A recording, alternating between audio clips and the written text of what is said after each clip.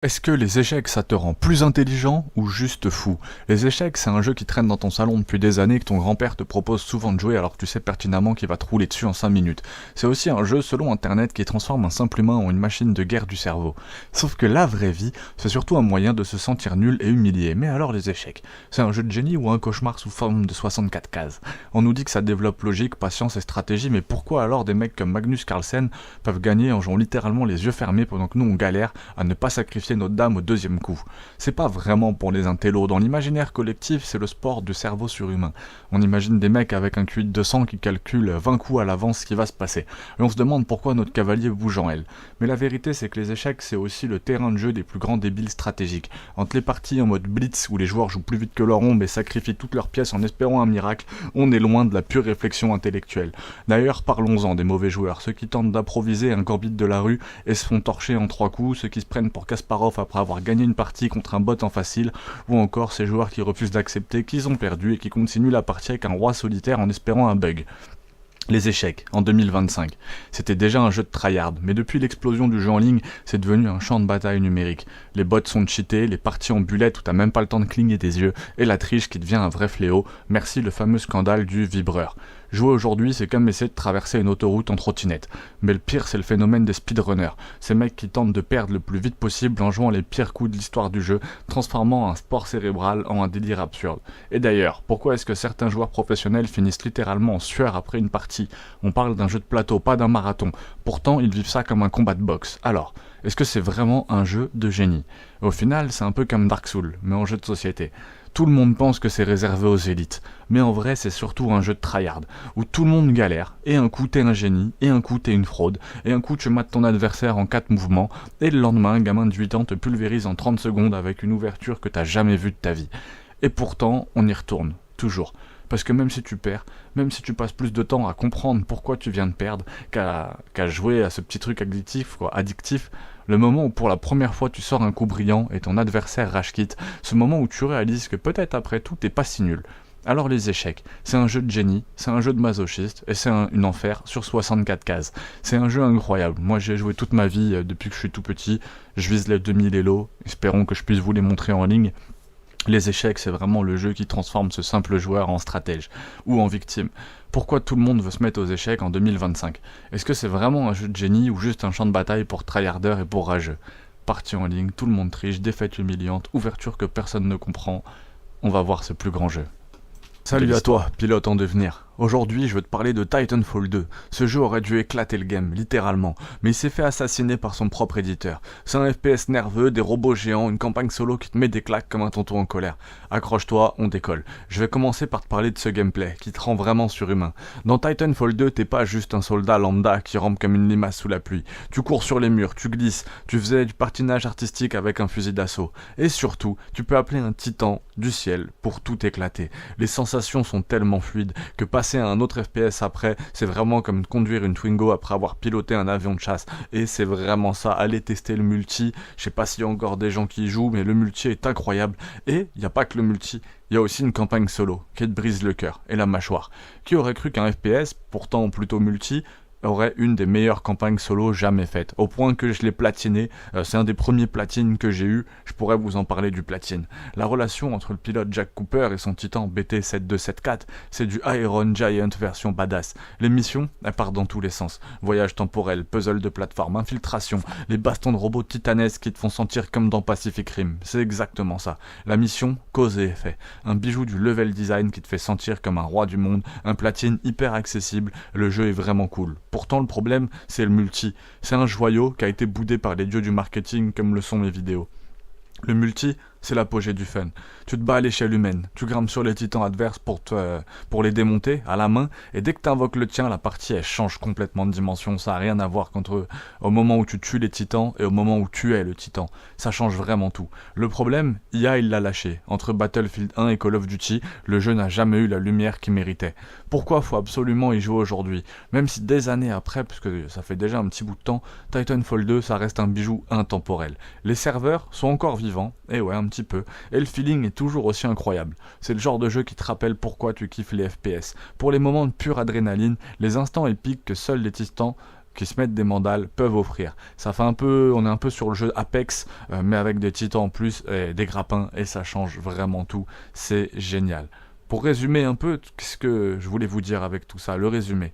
Titanfall 2, c'est que c'est une masterclass, un peu enterrée vivante que trop peu de gens connaissent. Si tu as jamais joué, fonce. Et si tu l'as déjà fait, relance-le. Et pour la plupart des geeks, on a tous l'impression que tout le monde le connaît, mais regardez autour de vous, je sais pas, on verra. Mais en tout cas, c'est vrai qu'on a tous passé de très bonnes heures dessus. On est nombreux à avoir passé de très très très bonnes heures dessus. Il faudrait peut-être le relancer d'ailleurs. On verra peut-être s'il a pas pris une ride. Laisse un like si tu veux plus de tests pépites, abonne-toi. Et sinon BT va débarquer chez toi. Si ça te chauffe, n'hésite pas à mettre un petit commentaire aussi et éventuellement à mettre le prochain jeu que tu souhaites voir dans la liste. Il a tellement à offrir. Il y a une vidéo, pourquoi est-ce qu'il est important pour le gaming, pour vous dire à quel point c'est un jeu qui a sûrement compté et qui va compter pour l'avenir du jeu vidéo. Cette vidéo, pourquoi est-ce qu'il est important pour le gaming, je l'ai traduit, c'est la vidéo qu'on voit en fond.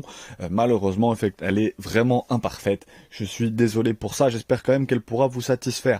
Pourquoi est-ce que j'ai adoré justement Warhammer 2 Space Marine alors que c'était juste un cadeau à la base Warhammer 40 000, je m'attendais à rien et déjà ça y a peut-être joué effectivement dans le fait, dans son appréciation, mais en tout cas j'ai joué, j'ai lancé et vraiment, le solo est excellent. Vous allez passer une très belle campagne d'une dizaine d'heures environ, peut-être un petit peu moins. Vous allez avoir une très très belle campagne, très très cool, avec plein de moments très surprenants. Le tout est très crédible. Tout le graphisme est magnifique. Tout le long, on est impliqué dans le jeu. On a vraiment l'impression qu'il y a énormément d'ennemis. Dès le premier niveau, on a une scène où tous les ennemis se ruent vers vous, un peu comme là on peut le voir. Et franchement, ce massacre est très important, ça restera pour moi un grand moment de jeu vidéo dont je vais me souvenir pendant les prochaines années.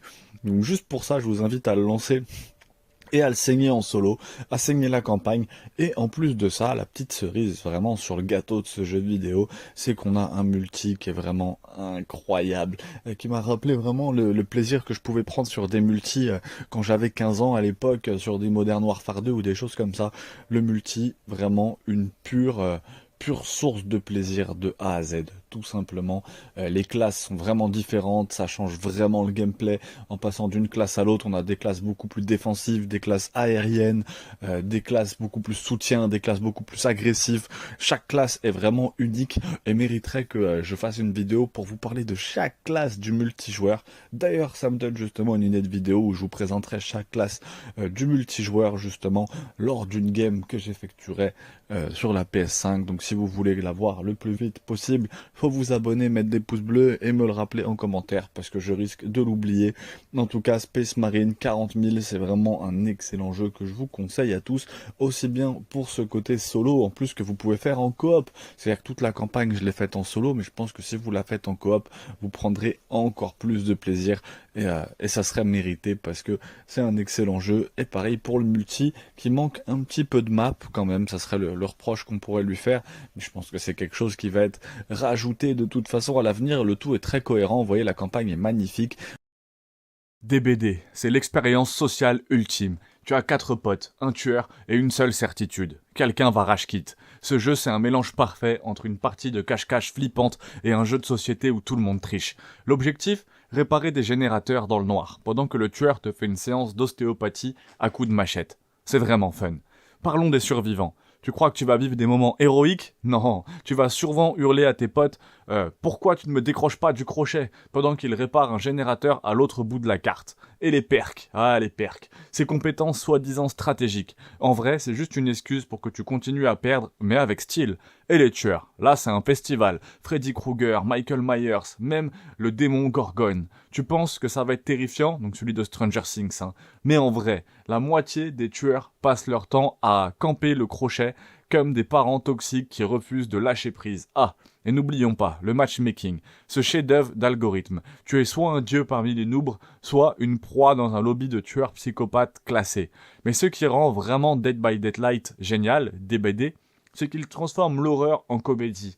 Oui, tu devrais avoir peur, mais la plupart du temps, tu ris tellement devant la maladresse des joueurs que tu oublies le côté glauque. En résumé, c'est une thérapie collective déguisée en jeu vidéo. On crie, on pleure, on rage, mais on y retourne, toujours. Parce que, avouons-le, personne n'est jamais prêt à lâcher un bon drama de générateur. DBD, c'est plus qu'un jeu. C'est vraiment une expérience sociale où chaque partie est un mélange de drame, d'horreur et de rage intense. Dans cette vidéo, on explore pourquoi ce jeu est à la fois génial et complètement frustrant, survivant maladroit, tueur toxique, un matchmaking qui te fait regretter tes choix de vie, bref, un pur régal pour les masochistes du gaming. Je joue beaucoup à ce jeu, j'y ai pas mal joué en ce moment. Si vous avez envie de vous détendre un petit peu, c'est très sympa. Si vous pensez que Chivalry 2 va vous plonger dans une expérience chevaleresque, noble et élégante, préparez-vous à une sacrée claque. Parce qu'ici, pas d'honneur, pas de pitié, que de la boue, du sang, des cris persans. Chivalry 2 est une apocalypse médiévale qui déchire chaque mythe de l'or, de l'âge d'or chevaleresque. Imaginez-vous, épée en main, plongé dans une mêlée chaotique où chacun lutte pour survivre. Là où, au lieu d'héroïsme, ce sont la trahison et la cruauté qui règnent. Des lames qui tranchent, des têtes qui roulent, des guerriers qui hurlent. On est loin des récits romantiques. Chivalry 2 nous montre une brutalité pure, un déferlement de violence qui nous rappelle une vérité. Le Moyen-Âge n'avait rien d'un conte de fées. Et voilà le génie de Chivalry 2. Ce n'est pas un simple jeu d'action. Ici, chaque coup porté, chaque cri de douleur nous montre la réalité crue des batailles médiévales.